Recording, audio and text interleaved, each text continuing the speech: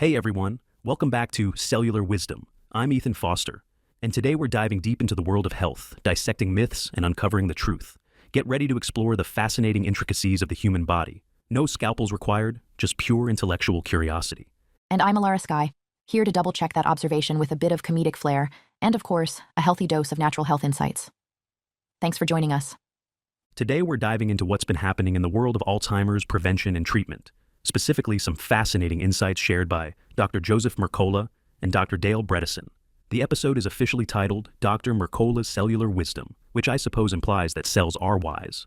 I don't recall ever seeing a cell with glasses perched on its nucleus, but hey, maybe it's all in the cytoplasm. Wise cells or not, there's plenty of research suggesting we can do a lot to keep our brains sharp. Dr. Dale Bredesen has been a pioneer in the field, showing that healthy lifestyle choices could actually reverse Alzheimer's in most patients. And reverse is a strong word.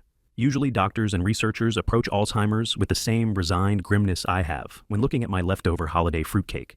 Like, you can't do much about it except watch it get older, stiffer, and a bit moldy on the edges. Speaking of leftover fruitcake and mold, there's a legitimate concern about toxins and infections affecting the brain. But we'll get to that. Let's start at the beginning.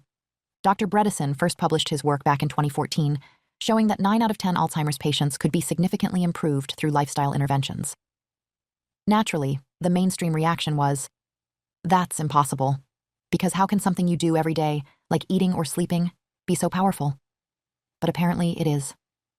Now, Dr. Bredesen's team is launching a new randomized controlled trial at 6 sites, testing the same approach: healthy lifestyle interventions, hormone optimization, improved sleep, reducing toxins, and so on.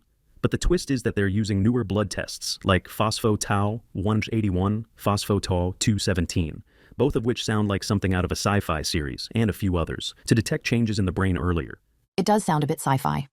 Soon they'll have tests called Interstellar Astrocyte 9000 or Galactic Neuron 207. But these tests are essentially trying to catch any trouble in your brain years before you notice that your car keys are in the refrigerator. Good luck explaining that to your spouse. No, honey, I don't have memory issues. I was just chilling them for later. Exactly. And one of the tests Bredesen's group is using is called the GFAP test. That stands for glial fibrillary acidic protein. If that doesn't roll off your tongue smoothly at a social gathering, rest assured, it indicates astrocytes in your brain are reacting to some trouble. Apparently, these astrocytes can send out a distress signal up to 10 years before symptoms appear. So, if your GFAP test is normal, you can walk around with a certain jaunty confidence. But if it's elevated, that's your early warning sign that something might be amiss. And it's better to find out sooner because, as the old saying goes, you can't fix what you don't know is broken, or at least not as easily. Then there's phospho-tau 181 and phospho-tau 217.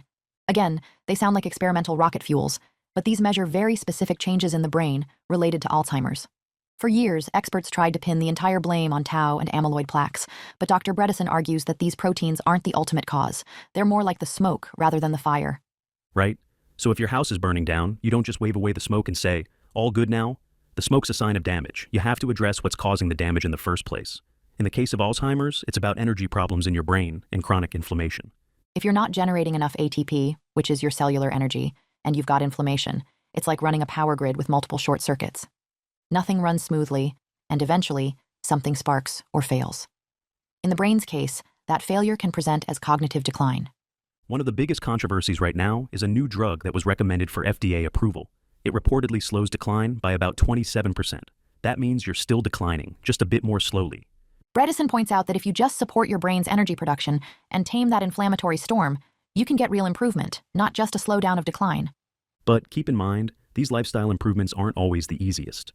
Telling someone to exercise more, eat a well-formulated diet, optimize sleep, reduce stress, and avoid toxins is basically telling them to do the opposite of what modern life often promotes. Exactly. Could you kindly swap your morning fast food meal for a plate of vegetables and a side of calm breathing techniques? People give you that look you get when you ask the flight attendant if you can ride in the cockpit, but it can make a world of difference. Right. Now, to break it down, Bredesen's approach is summarized into a few key steps. First, diet. Specifically, a plant-rich diet with an emphasis on good omega-3 to omega-6 ratios. On that point, Dr. Mercola suggests being careful about total intake of omega-6, also known as linoleic acid. This is all about balancing your fats. Yes, reduce that dreaded linoleic acid, apparently the ringleader of dietary trouble. According to what we've read, if you're drowning your cells in linoleic acid, you're basically sending out personal invitations to inflammation, oxidative stress, and a general meltdown of your mitochondria. Speaking of mitochondria, Bredesen also suggests exercise. Not exactly shocking news, but what is interesting is that he's recommending Keiatsu, which is blood flow restriction training, and exercise with oxygen therapy, EWOT. If you haven't tried Katsu, picture yourself wearing straps around your limbs to mildly restrict blood flow while you exercise. It sounds medieval, but the point is to make your muscles work harder with lighter weights. An EWOT basically floods your system with extra oxygen. We know the brain thrives on oxygen, so I guess no big surprise it helps. Another biggie is sleep. People with sleep apnea see big improvements once they fix that. Depriving the brain of oxygen is never wise. Plus, poor sleep is associated with the buildup of amyloid. If you can't clear that out, you're basically inviting cognitive issues to move in permanently. And we can't forget addressing chronic infections. If you've got gum infections like P. gingivalis or T. denticola, those troublemakers can sneak up to your brain. It's the Trojan horse scenario, but instead of Greek soldiers and a wooden horse, you've got bacteria that love to set the stage for inflammation. The entire herpes family also seems to wave a big red flag here. Herpes simplex, HHV6A. These can trigger your innate immune system, so your brain is constantly on high alert, spewing out cytokines. Imagine the difference between a short fuse and a slow burn. COVID was a cytokine storm, but Alzheimer's is a long-term cytokine drizzle. Let's talk about everyone's favorite sweetener, fructose. Dr. Richard Johnson did some research with Bredesen, showing that a big load of fructose, especially from high fructose corn syrup, can downregulate ATP production. I guess your cells basically go, winter is coming, better store fat and reduce energy. Not the best scenario for your brain. But there's a difference between fructose from fruit and what you get in a soda. Whole fruit has fiber and other goodies. People sometimes panic and think, oh, I can't eat apples or pears. In moderation, fruit can be fine, especially if you're not combining massive amounts of fruit sugar with a high-fat diet that slams your metabolic switch. Yes, the good old Randall cycle. If you eat more than 30% or 35% of your calories from fat, plus a boatload of carbs, your body basically says, I can't burn all of this efficiently. Let's store some of it and see what happens. What happens is you feel lousy, and your brain might too. So it's not so much that you can never have fruit. It's more that you want to avoid pairing large servings of sugar with large servings of fat, unless you're writing a cookbook for a metabolic disaster, in which case, go right ahead. No one wants that cookbook on their holiday wish list, trust me. Let's pivot to some useful adjuncts. Bredesen highlights methylene blue, niacinamide, NAC, and glycine. Each plays a role in supporting mitochondrial energy production. Think of it like adding special fuel additives to your car, but for the brain. Methylene blue is interesting. It actually helps your cells produce energy by improving electron transport. Meanwhile, niacinamide, an inexpensive form of vitamin B3, raises NAD+ levels, which also helps with that electron transport chain. It's like a backstage pass to the inner workings of your mitochondria. NAC and glycine, on the other hand, help you produce glutathione, the body's master antioxidant. It's better to supply your body with the building blocks of glutathione rather than taking it pre-made in most scenarios. NAC plus glycine do a nice job in that department. Also, if you eat collagen-rich foods, nose to tail, or if that's not appealing to you, you can use collagen supplements. You'll get more glycine. The nose-to-tail approach isn't typically mentioned in polite dinner conversation, but it's how humans historically ate. Now, we get muscle meats neatly packaged in a row of plastic containers and forget about those other parts of the animal. Usually because those other parts can be visually jarring. But as it turns out, that's where the glycine is. And glycine supports so many processes in the body, including cognitive function. Now, Bredesen is part of a new precision medicine program at the Pacific Neuroscience Institute. The idea is to catch people even before they exhibit full-blown symptoms. Especially in those first stages, SCI or subjective cognitive impairment, you might be forgetful, you might sense something's not right, but you're not completely sure. That's the ideal time to intervene. If you can pick it up at that stage, you can get pretty close to 100% reversal. If you wait until full-blown dementia, you might still get improvements, but it's tougher to restore the entire range of function. Imagine getting a hole in your roof. If you fix it early, you avoid water damage, mold, and a big bill. If you wait until the entire floor is drenched, it's going to be more expensive and complicated. The same goes for your brain. Fix small problems early so they don't become big ones. Right? Bredesen has seen people go from a MoCA score of 18, which indicates significant impairment, back to a perfect 30. That's going from near dementia level to normal cognitive function. That's astonishing. But it's much harder if your MoCA is, say, 0. When you're at 0, you can still sometimes get partial improvements, but getting to a perfect 30 is not something we've seen. So the moral of the story is to pay attention to your health and do the detective work early. The question is, how many of us have the patience to do that? It's far easier to ignore some forgetfulness and blame getting old. Then you open the fridge and see your car keys balancing on top of yesterday's casserole. Or you find your phone in the dishwasher, never a good day. But yes, many of these solutions revolve around a fairly straightforward concept. Treat your body, and by extension, your brain, like a high-end vintage car that needs premium fuel, regular maintenance, and a good tune-up. Exactly. We're not designed to function optimally on junk. You're not going to pour cheap, gunky oil into a Ferrari, so why do it to your body? And since we're focusing on Alzheimer's, we should remember that your brain is arguably your most valuable asset. I'd say so. Without it, you can't fully appreciate much of anything. So maybe skipping the triple cream donut for some extra virgin olive oil is more than just a culinary decision. It's an investment in your cognition, your memories, and your sense of self. And let's be real. We all know kale can be boring, fish oil can taste weird, and exercise is sometimes the last thing you want to do after a day of real-world stress. But you can't outsource your health to a pill. That's the big takeaway from Bredeson's entire approach. Right? He literally found that a comprehensive 36-point plan could reverse Alzheimer's in 9 out of 10 patients. That's an extraordinary success rate, but it required each patient to commit to lifestyle changes. And that word, lifestyle, is a bit nebulous. Let's define it more precisely. You might have to incorporate daily exercise, or at least 5 days a week. You might eat a mostly plant-based or plant-rich diet, a good ratio of omega-3 to omega-6, and keep an eye on overall consumption of linoleic acid. Then there's optimizing vitamin D levels and other hormones. That might require some testing, especially if you have an underlying condition. Sleep has to be a priority. That means dealing with sleep apnea, which is more common than many people realize. Next is meditation or stress reduction. Chronic stress is basically like an inflammatory confetti cannon going off in your brain.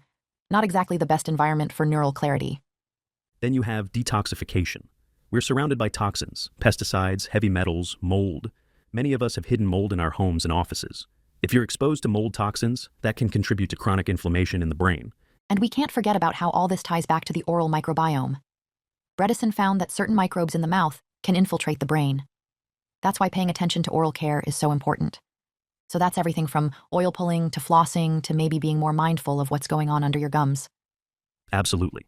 On that note, a quick mention of the herpes viruses, including HHV6A. These can also get in there, and your immune system basically never takes a day off trying to fight them. That prolonged immune response results in chronic inflammation. Not good for neurons that want to live a calm, stable life. Calm, stable neurons. I like that image. Sort of like Zen monks in your head, quietly chanting while you go about your day. Give them the right environment, and they'll keep the chanting going smoothly. Well, you can call it a neural monastery. Speaking of calm, stable conditions, Bredesen has shown that whether you're preventing Alzheimer's or trying to reverse it, the name of the game is energy and inflammation. Keep the energy high, keep the inflammation low, and your brain is happier. That means watch out for high fructose corn syrup, which apparently flicks the switch to store fat and reduces your ATP production by 15%. That might not sound like much, but if you're borderline to begin with, 15% is a pretty big deal. If you're at the top of your game, maybe you can handle a bit more dietary indiscretion.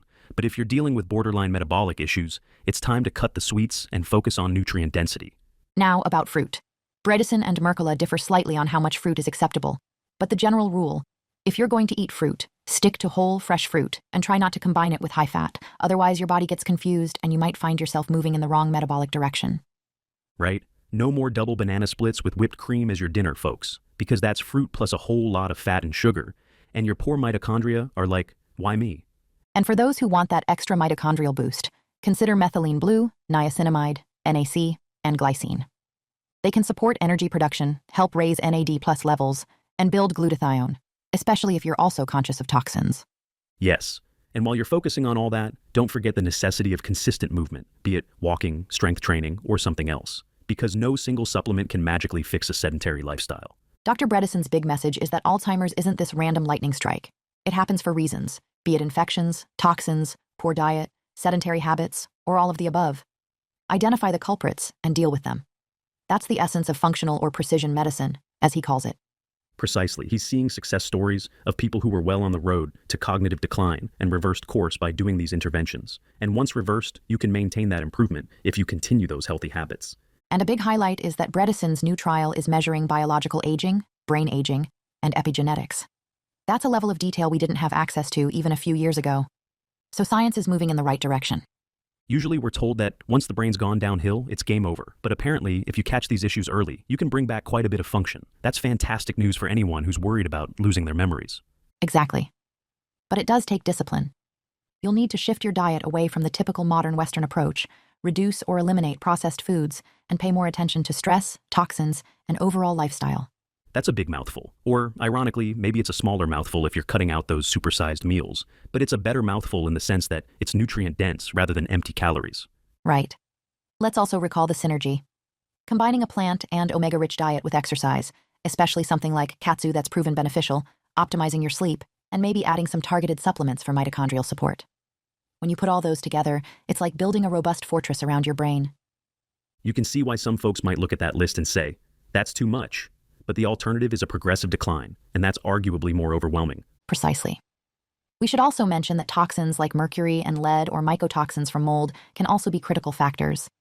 If you're still struggling with cognition after doing everything right, you might want to look for hidden mold in your home or check for heavy metal buildup because that can sabotage your best efforts. Another point from Bredesen is the adaptive immune system not matching up with the innate immune system. For Alzheimer's, you've got this mismatch, so your innate immune system never quite finishes the job and the inflammation never fully goes away. That's a recipe for long-term damage if you don't step in. Right. In COVID, you get that massive cytokine storm and might die quickly if it's bad. In Alzheimer's, you don't get an acute storm, you get this chronic drizzle of inflammation over years, which slowly chips away at your brain cells. So it's important to deal with root causes and not just wave away the smoke. And speaking of smoke, we need to emphasize that beta amyloid and tau are not the ultimate villains. They're the result of something deeper. If you only focus on removing amyloid, you're basically saying, let's blow the smoke away without putting out the fire. Exactly. That's why certain new drugs fail to deliver meaningful results. They might remove amyloid or slow it somewhat, but they're not addressing the root causes. So your brain's future might be in your own kitchen, your gym, your daily habits, your stress management routine, and your diligence about checking for hidden infections or toxins. That's both empowering and a bit daunting. But mostly empowering, I'd argue. It means we're not just passive victims to the dementia monster. We have tools at our disposal. On top of that, if you do detect early issues with these advanced tests, you have a real chance to reverse course. Absolutely. Let's recap the biggest practical points people can walk away with. 1. Consider a plant-rich and omega-rich diet if that suits you. 2. Keep your total linoleic acid intake low, maybe 1% or 2% of your daily calories, so you're not swimming in inflammatory fats. 3. Be mindful of your carb and fat combos. Don't do high fat plus high sugar. 4. Remember that fruit isn't the same as high fructose corn syrup. Fruit's got fiber and nutrients. But if you're going to eat a lot of fruit, maybe consider dialing back on excess fats. 5. Sleep. Proper oxygenation. Check for sleep apnea. It's a big deal. 6. Address sources of chronic infection and inflammation, whether that's gum disease, herpes viruses, or mold toxins. 7. Consider targeted supplementation to boost ATP, like methylene blue, niacinamide, NAC, glycine, or any form of raising NAD+ that's valid and safe. And 8. Get tested if possible for those fancy biomarkers like phospho-tau or GFAP if you suspect early signs, or at least keep an eye on your cognitive function with basic screening, like the MoCA test. If you identify issues early, you can often reverse them, sometimes bringing your cognition back to a full normal range. That's monumental. It changes the entire conversation around Alzheimer's. Plus, if you're not in that risk category, these measures also help your overall health. Optimizing mitochondria, reducing inflammation, and supporting your brain is hardly a bad idea, even if you're not worried about cognitive decline. Exactly. So that's the gist of Dr. Mercola's cellular wisdom for today. We looked at Dr. Dale Bredesen's approach, the importance of early detection, how lifestyle can trump some of these fancy new drugs, and how we can all be more proactive. Proactivity is the name of the game. Anyone can sit back and wait for trouble, but it's far better to mount a defense, especially when that defense involves simpler, common-sense practices we've known for centuries. Eat real food, move your body, clear out toxins, and manage your stress. That might not sound as exciting as a new pharmaceutical launch, but it's more aligned with how our bodies are designed to operate. And if the result is saving your brain, well, maybe kale just got a lot more exciting. And you can always dress up that kale with a dash of lemon. It might even taste good. Don't oversell it, Ethan. But yes, it's a step in the right direction. Well, I think we've covered the major points. Any final words you want to add? Let's just say if your brain could send you a thank you note for taking care of it, it would. And it might read something like, "Dear human, thanks for the healthy fats, the restful sleep, the daily walks, and for not flooding me with sugar and toxins. I can see clearly now." That's a lovely letter. Maybe we should all write thank you notes to ourselves for drinking less soda and cutting back on those sneaky bagels. Bagels are sneaky, yes, especially if they come with a giant tub of sugary cream cheese. Let's face it, modern convenience foods can sabotage us before we realize. But it's not about perfection. It's about conscious choices. And that's what cellular wisdom is really about, recognizing that cells thrive on what we feed and expose them to every single day. Indeed. Thanks to everyone for tuning in. If you found this episode valuable, share it with someone you know who might need a gentle nudge on the path to better brain health. Gentle nudge or comedic push, we'll take whichever gets results. Until next time, this is Alara Sky, wishing you a day full of mindful choices, less sugar, and more clarity. And this is Ethan Foster, reminding you that wise cells lead to wise minds. Stay curious, stay healthy, and we'll catch you soon. Take care, everyone.